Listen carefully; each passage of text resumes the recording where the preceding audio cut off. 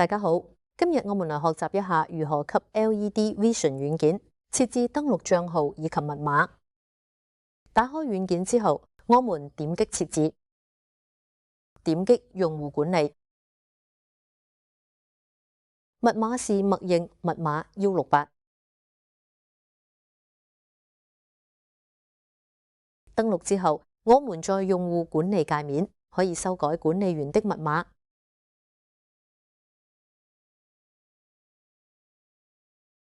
然後點擊確定，這裏勾選軟件需要登錄，看一下效果。打開軟件的時候，它會有一個用戶登錄界面，密碼正確才能進入軟件。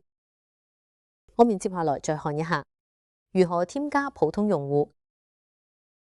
點擊設置，用戶管理，進行登錄。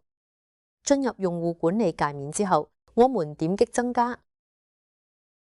在用戶設置界面，我們輸入用戶名、密碼，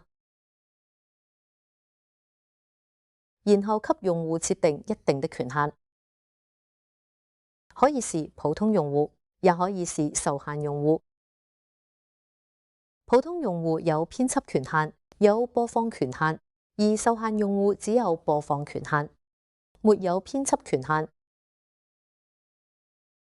設定完成之後，點擊確定。接下來看一下效果。打開軟件就可以使用我們剛才設定的普通用戶帳號進行登錄。密碼是123。